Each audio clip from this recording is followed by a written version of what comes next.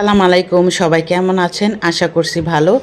আমরাও আলহামদুলিল্লাহ ভালো আছি। সকাল বাজে এখন 7টা। গতকালকে নেহার পরীক্ষা ছিল না, আজকে আবার পরীক্ষা। যাই হোক, আমি এখানে পরোটা বানাচ্ছিলাম। ভাবলাম যে আজকে সবার জন্য পরোটা বানাই, কিন্তু আমার জন্য রুটি বানাবো। নিধির বাবা আর আমি প্রত্যেক দিন রুটি খাই আর বাচ্চাদের পরোটা দেওয়ার চেষ্টা করি। বাচ্চাদের যে পরোটা দেয় সেটাও তেল কম দেওয়ার চেষ্টা করি, কারণ তেলটা এখন খাওয়া অনেক কমায় দিছি। যাই হোক, এখানে নাস্তা বানাচ্ছিলাম আর পাশে আবার প্রতিদিনের মতোই আমার রুটিন, পাশে আবার নেহাকে ডাকছিলাম যে উঠো, তাড়াতাড়ি ঘুম থেকে উঠো, ওয়াশরুমে যাও, ফ্রেশ হও, ড্রেস পরো, তারপরে আল্লাহর নাম নিয়ে পরীক্ষা দিতে যাও।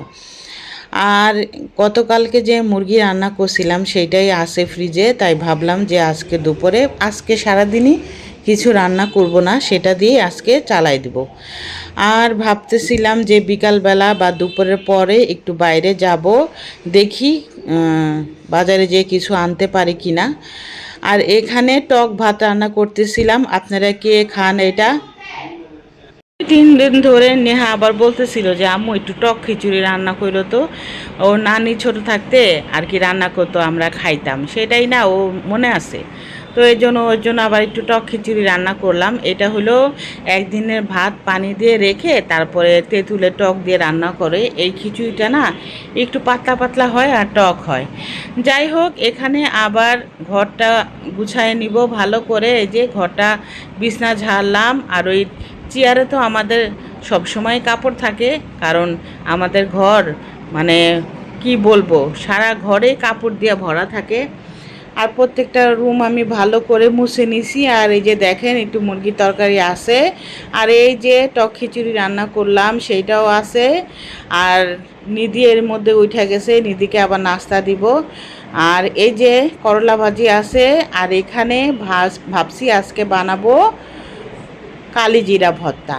কালিজিরা ভর্তাটা নেহা অনেক খায়, পছন্দ করে, আমারও ভালো লাগে, নিধির বাবাও পছন্দ করে। একমাত্র নিধি ছাড়া, নিধি পছন্দ করে না। যাই হোক, এখানে আবার নিধি উঠলো, নিধিকে চা দিতেছিলাম। আমি একটু বাজারে যাচ্ছি এখন, কিছু কিনবো না, একটা মুরগি কিনবো, ঘরে তেমন বাজার নাই, এজন্য একটু বাজারে যেতেছি। তো চলেন আপনারা আমার।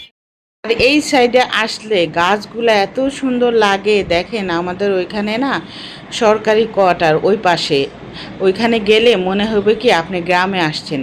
যদি একদিন পারি, একদিন যাব, আপনাদের সাথে শেয়ার করব। দেখেন আকাশটা কেমন মেঘলা হয়ে আছে, মাশাল্লাহ অনেক সুন্দর লাগতেছে আকাশটা, আমার খুবই ভালো লাগতেছিল আকাশটা। আর এই যে এখানে দেখেন, এসে আবার কি বিপদে পড়লাম, রিস্কাওয়ালার কাছে 100 টাকা নাকি ভাঙতি নেই।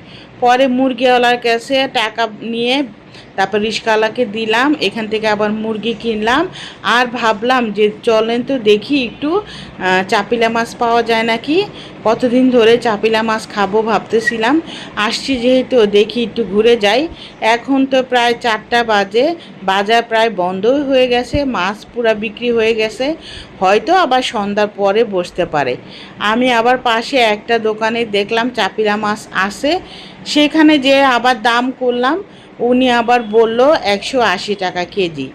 পরে আমি 150 টাকা বলে পরে আবার চলে গেলাম, উনি আবার দিল না।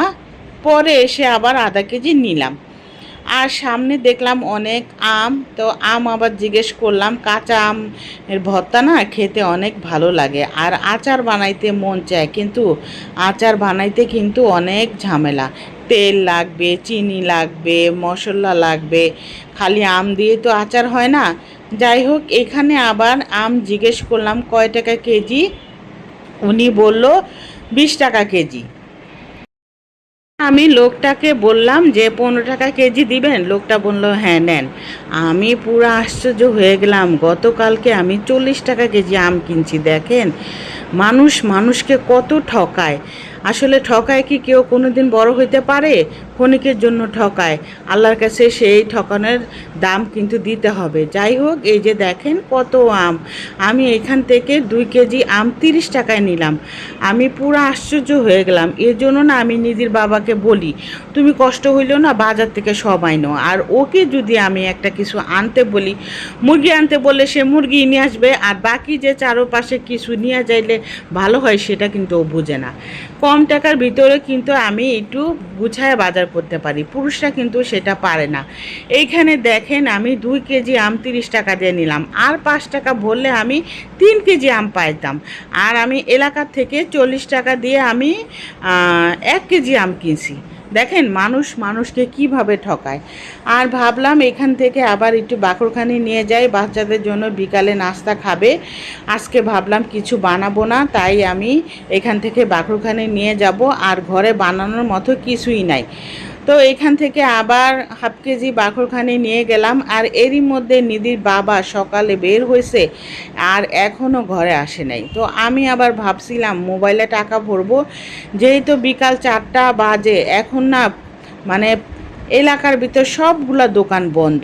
আমাদের এলাকার দোকানগুলা বুঝছেন ভাই নবের মতো, ফোন ফ্যাক্সের দোকান বলেন, ওষুধের দোকান বলেন, একদম সন্ধ্যার পর খুলবে আর সকাল 11টার আগে খুলে না। এরই মধ্যে যদি একটা রুগী মরেও যায় কোনো সমস্যা নাই।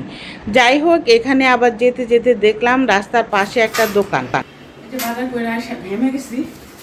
দেখেন এখানে কালকে আমি কথা বলতে যাহা পাইতেছি, কালকে আমি এখানে 40 টাকা কেজি আম নিছি, আর বাজার থেকে আমি 15 টাকা কেজি আম, 2 কেজি আম 30 টাকা, ভাবা যায়।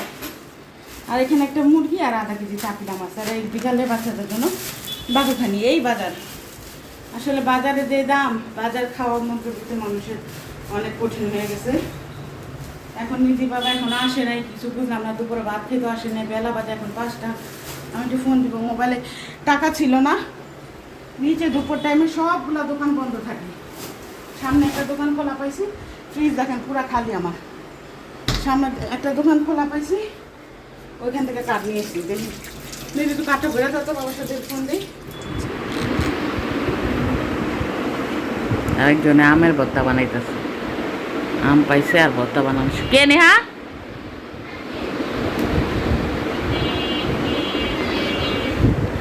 কি আপনি বাইরে গেলে কি বাইরে রয়ে যান? হ্যাঁ, কয়টা বাজে? ফোন দিতে পারেন না আপনি? মোবাইল টাকা ছিল না? বাবারে বাবা, কি কাজ করে! গোসল করবা? কথা বলতে বলতে ব্লগের শেষ প্রান্তে আসলাম। আশা করছি আপনাদের ভালো লেগেছে আমার এই ভিডিওটা। যদি ভালো লাগে চ্যানেলটা সাবস্ক্রাইব করবেন। আজকের মতো বিদায় নিলাম। সবাই ভালো থাকেন, সুস্থ থাকেন। আল্লাহ।